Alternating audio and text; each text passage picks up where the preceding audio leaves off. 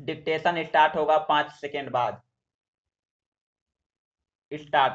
महोदय, बेरोजगारी के बारे में माननीय सदस्य ने बहुत अच्छा प्रश्न किया है, परंतु इस विषय में भी मैं यह कहना चाहता हूं कि जो आशंकाएं व्यक्त की गई है उनका कोई ठोस आधार नहीं है। शहरी और ग्रामीण दोनों क्षेत्रों में बेरोजगारी में चिंताजनक वृद्धि नहीं हुई है। मैं आपको आंकड़े प्रस्तुत कर सकता हूं कि शहरी क्षेत्रों में शिक्षित बेरोजगारों की संख्या में अधिक वृद्धि नहीं हुई है और ग्रामीण क्षेत्रों के बारे में भी यही स्थिति है, परंतु इसका अर्थ यह नहीं है कि हमें यह समस्या हल नहीं करनी है। निश्चित रूप से हमें समस्या हल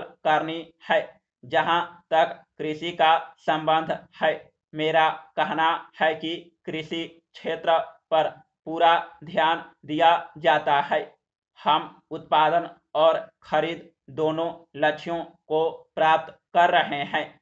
इस समय पिछले वर्ष के सूखे के कारण जहां तक गेहूं का संबंध है, उसकी खरीद में लक्ष्यों की थोड़ी कमी रही। चावल की फसल अभी आनी है, परंतु तब भी हम 47 लाख टन गेहूं की खरीद करने में सफल रहे हैं, जो कि केंद्रीय पूल का 73% है। अतः मैं पंजाब के किसानों को मुबारकबाद देता हूं। खरीद एजेंसियों को अपना कार्य करना है और अच्छा कार्य करने पर मैं उनकी प्रशंसा करता हूं, परंतु अन्य क्षेत्रों में जहां किसानों की मदद की जानी है, मैं यह कहूंगा कि वर्ष 1997-98 में सरकारी क्षेत्र में अल्पावधि अग्रिम ऋण 375 करोड़ रुपए और इस वर्ष हमने इसे 500 करोड़ रुपए के ऋण दिए हैं। जहां तक दीर्घावधि ऋण का संबंध है, पिछले वर्ष यह 61 करोड़ रुपए का था और इस वर्ष 65 करोड़ रुपए है। Paragraph change.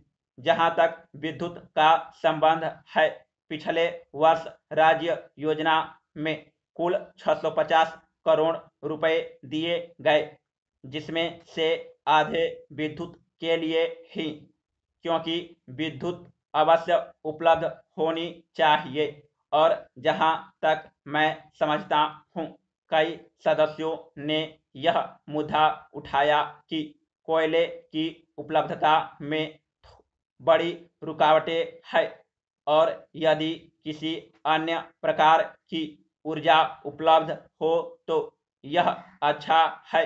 विद्युत क्षेत्र के लिए ही 352 करोड़ रुपए था, जो 54% था और इस वर्ष योजना 700 करोड़ रुपए की है। आशा है माननीय सदस्य इस बात की सराहना करेंगे कि इस वर्ष की योजना पिछले वर्ष से पर्याप्त रूप से बड़ी है।